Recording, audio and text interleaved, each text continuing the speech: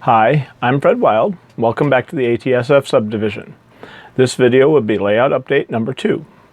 In this video I do a how I did it installation of a curved backdrop on my peninsula. I also installed some valance around the end of the peninsula and added some caboose industry ground throws. I also had an opportunity to go to a train show, and I will explore some of my new acquisitions.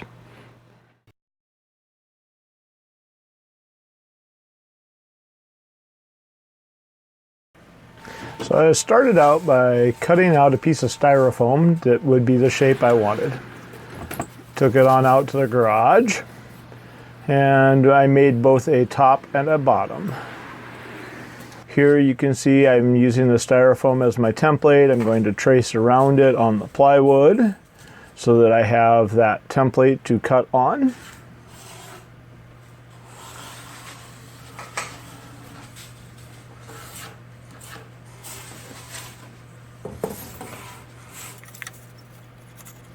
Now you can watch me work very quickly.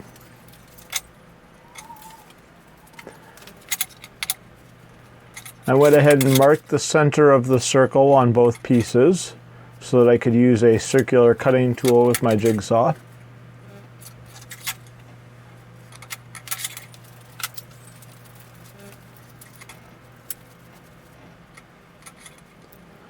After marking the board, we went and get the jigsaw so that I can cut the boards out.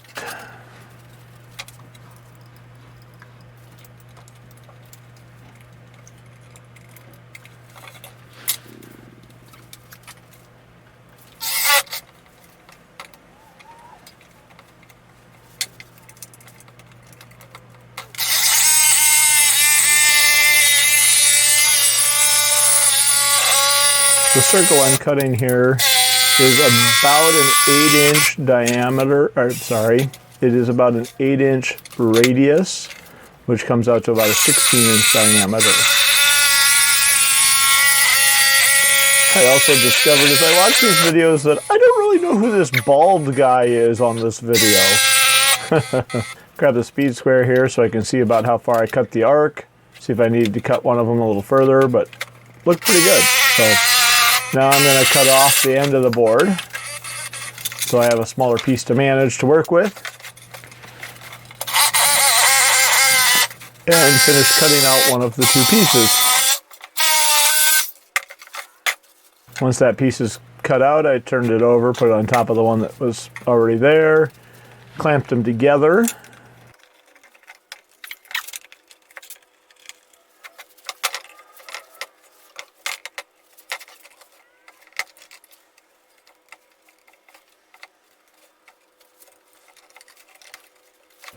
And then proceeded to cut the other board.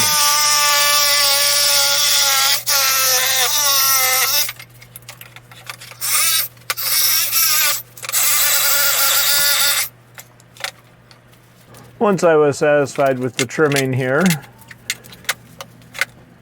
I went ahead and took the clamps off, straightened the boards out as best as I could, get them lined up, clamp them back together again, and then I went ahead and grabbed some short little screws, and I put some screws to hold the two boards together. Once I got a few screws in, I could then take the clamps off, add some more to it. This way I can keep the two boards in line with each other so that I can actually cut them exactly the same. And then we used the trusty old belt sander, shave off some of the corner where the jigsaw didn't do as well, and to shave the two boards down where they weren't quite matching each other. So use the belt sander to get everything nice and smooth and get it so that the top and bottom board for my backdrop would match each other.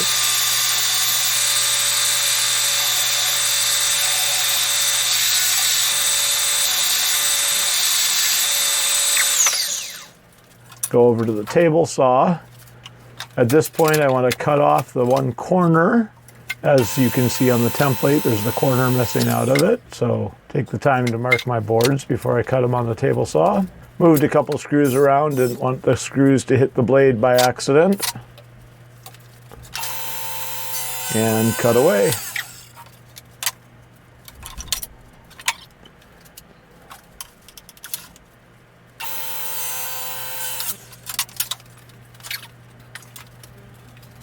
Because of the arc of the blade on the saw, you can't cut quite all the way through, but grab a handsaw, you finish the cutting. Some of you may have noticed me working on this saw the other day. Well, it doesn't have any guards on it, as you can tell. This is a very high dollar, nice saw. It's called the Saw Stop. And it's got this nice mechanism in it that will stop it if your finger hits the blade. Yeah, not so good. So let's take a look here.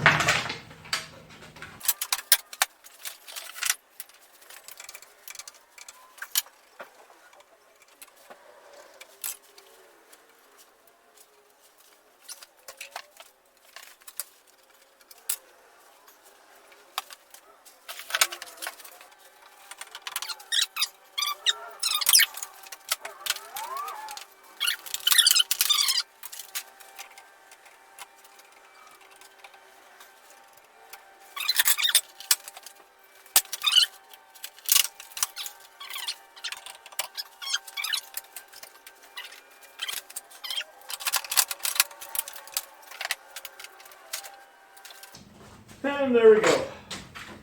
All put back together, all ready to go again. $60 in the cartridge, $40 in the blade. Still having all the fingers, priceless. And back to the house we go.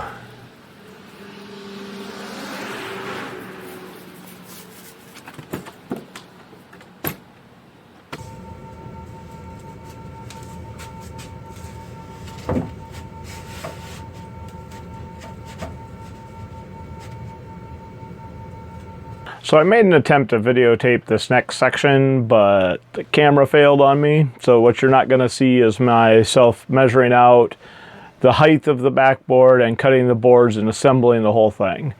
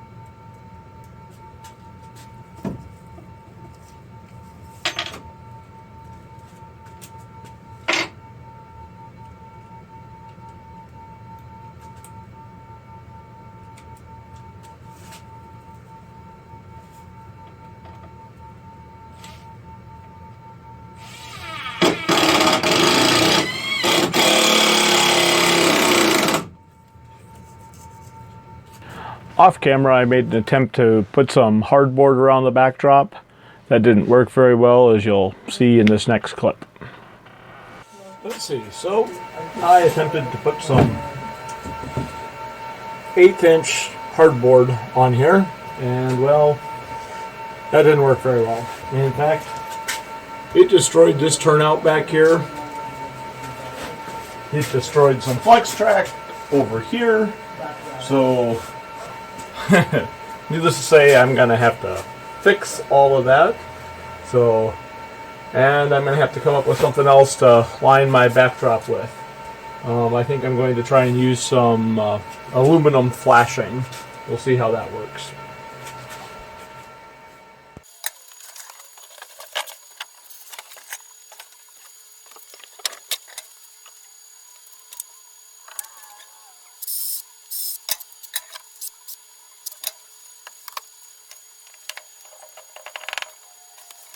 Here I go at installing my valance.